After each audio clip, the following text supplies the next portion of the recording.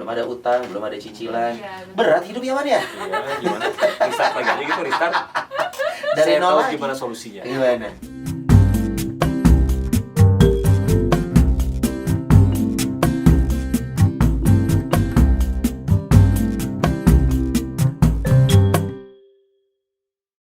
Oke, Adikers, kita masih ngobrol-ngobrol nih sama Mbak Widya. Ini selaku Certified Financial Planner dari Financialku.com.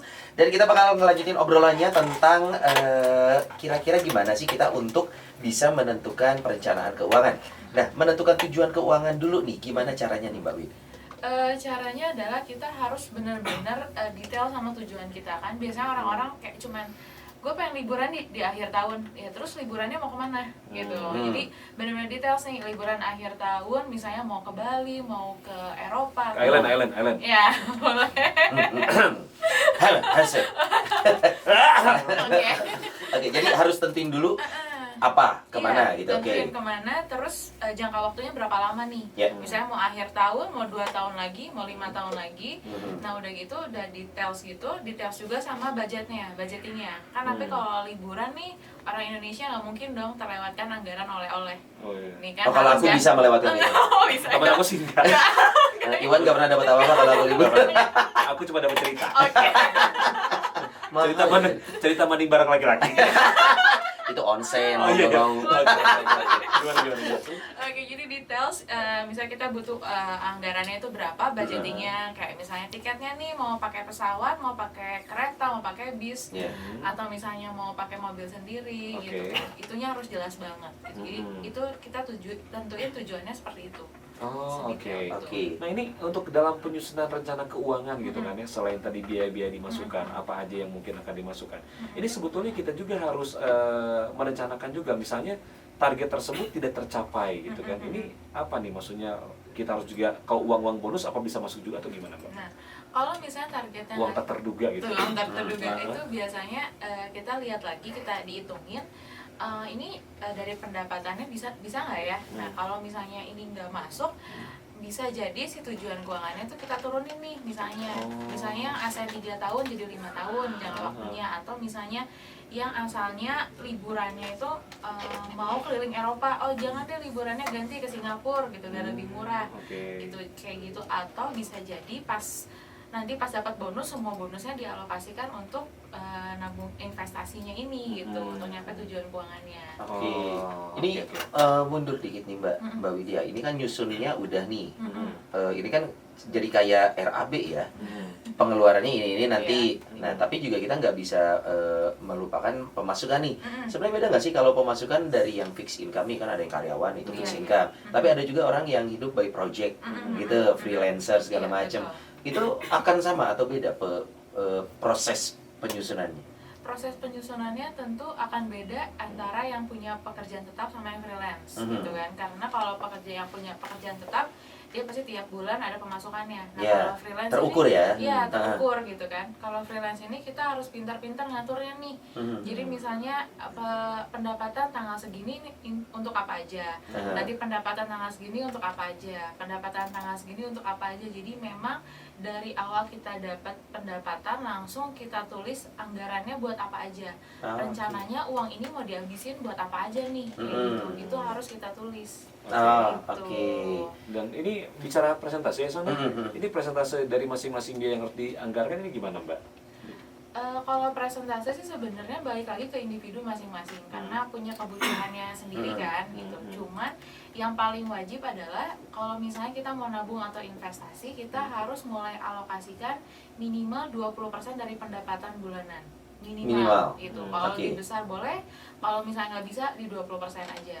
Nah, terus kalau misalnya untuk utang dan cicilan, usahakan kita nggak ngambil utang atau cicilan di atas dari 35% dari pendapatan kita. Oh, rasionya ya? Iya, rasionya seperti itu. Kalau misalnya kita punya utang atau cicilan, kalau enggak ya udah nggak usah gitu kan. Nah, udah gitu sisanya adalah itu tergantung dari kebutuhannya. Kita bisa nggak living expense-nya 50%? Boleh. Kalau misalnya nggak bisa, kita punya kebutuhan lainnya di 60% nggak apa-apa. Jadi intinya sih yang intinya kita harus ngeluarin nabung atau investasi sebesar minimal 20%. Benar. Orang itu kadang suka agak lalainya itu tidak mempresentasekan itu ya. Penghasilan lo 100%, dan itu juga kita belum saving ya. Maksudnya tabungan bulanan belum termasuk. Karena kan nabung buat tujuan dulu nih. Iya. 20% itu dikeluarkan untuk tujuan yang kita mau.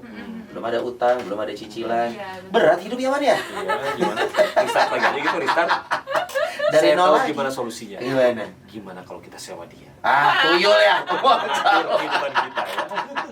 Oke, berarti penting yang namanya kita mengetahui persentase dan juga pos-pos apa yang kita sudah punya rutin bulanan ya. Iya, betul Termasuk sekali. hutang dan cicilan itu Iya, tadi. betul. Oh, kalau sisi gimana nih, Mbak? Kartu kredit nih. Kartu kredit ini Iya. suka unik juga Nah. kasusnya ya kalau sisi ini ya. Iya. Menyarankan nggak sih kalau dari finansial ini? Oke, sebenarnya kartu kredit ini baik kalau misalnya kita tahu Cara cara pemakaiannya betul, sebenarnya.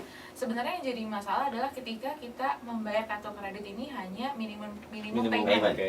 Itu yang jadi masalah gitu kan. Nah, gimana caranya supaya lebih bijak memakai kartu kredit ini? Mau nggak mau setiap kita menggunakan kartu kredit sama kita tuh udah direncanakan, udah dianggarkan juga. Ini anggaran kartu kredit misalnya karena mungkin bayar tagihan, misalnya tagihan listrik atau misalnya tagihan asuransi nih enaknya emang dari kartu kredit dapat promo segala macam. Boleh nggak pakai? Boleh aja, tapi yakin kita di akhir bulan itu pasti akan melunasi semua cicilan itu. Betul, dan ingat hitungan kartu kredit itu, misalkan lu utang 1 juta, lu bayar 200.000, bukan sisa 800. Bukan. Karena ada bunga berjalan itu Iya, tadi ya. betul. Itu yang penting lu pahami cara bayarnya dulu. Iya. Oke, yang harus diperhatikan sebelum kita masuk ke pertanyaan Hardikers yang udah masuk nih, hal apa aja nih Mbak yang harus diperhatikan saat penyusunan anggaran keuangan? Oke, saat penyusunan anggaran keuangan ini kita harus mulai bisa bedain antara keinginan sama kebutuhan. Biasanya itu kita nggak bisa bedain nih. Iya. Biasanya keinginan terus nih yang Betul, diutamakan.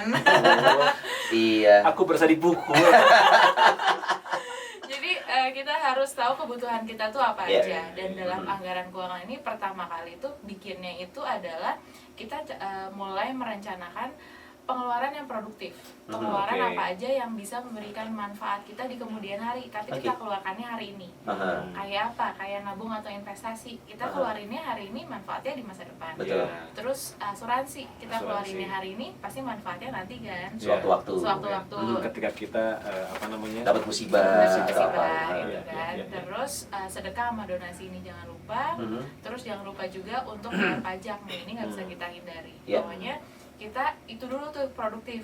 Nah udah yang produktif baru yang konsumtifnya, yang kita konsumsi setiap hari. Aha. Mulai dari utilitas, makan kita sehari-hari, transportasi, gitu Pergaulan, kan. ya. Iya, lifestyle juga Iya. kayak gitu. Dan kalau bisa sih sejelas mungkin kita butuhnya apa aja. Kalau milenial kan butuhnya misalnya ngopi nih, ngopi tiap Iya. minggu gitu kan, mau berapa dianggarin aja Iya. gitu. Oh, oke. Dan seringkali orang itu ada jurus nggak enaknya karena diajak teman. Orang itu cenderung nggak enak kalau ngomong, aduh budget gua bulan ini untuk ngopi udah nggak ada nih, gitu. Nah, iya, itu. iya. Dan selalu permisif akhirnya ya. betul, Oke, kita langsung masuk ke pertanyaan nih, Hardikers. Ada yang udah masuk. Pertama ada siapa ini? Namanya thanks ya. Oh, itu ucapan. Kirain namanya Katanya thanks. mau nanya nih sama Mbak Widya. Oke. Gue nanya gua sama Sony ya. Kalau perencanaan keuangan ini apa harus dilakukan sama semua kalangan nih? Dari yang penghasilannya kecil sampai dengan penghasilannya besar. Nah, itu aja lu jawab dulu coba. Oke, sebenarnya itu semuanya sih bisa pakai perencanaan keuangan, malah saat kita gajinya atau pendapatannya kecil. Nah, itu saat yang tepat untuk merencanakan keuangan kita supaya kita nggak kaget pas gajinya besar. Oke, betul. Biasanya kan orang-orang pendapatan naik, lifestyle juga naik. Iya, iya, Nah, benar. dengan kita mulai dari yang gaji yang kecil nih udah bisa ngerencanain ya, ngaturnya. Nah, ini dia bisa ngerencanain nanti yang pas gajinya besar. Oke. Gitu sih Nah, sebenarnya. ini sebenarnya seberapa penting katanya perencanaan keuangan buat kehidupan nih? Penting banget. Penting banget. Karena keuangan ini itu menjadi masalah di berbagai lini sih. Iya. Gitu. Betul. Setuju. Iya Gua kan? setuju. Gitu. Jadi di pekerjaan, bahkan even di rumah tangga pun bisa menjadi Sangat. penyebab utama dari semua masalah gitu. Betul. Saat gaji kecil lu belajar irit, saat gaji gede lu belajar gak boros. Nah, Gitu. betul. Dan ketika gaji kecil mungkin lu mencoba perencanaan keuangan walaupun gagal, ya duit dikit kecil ini gitu kan aja gitu ya. Seperti yang besar ya. Oke, berikutnya. Selanjutnya. Halo, salam kenal, salam kenal juga. Ya.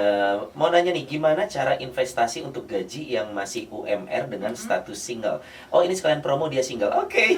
Mohon bantuannya ya Mbak Widya. Kamu siapa namanya? Iya masih disamarkan nih nama. Gimana nih investasi tapi gaji UMR? Oke.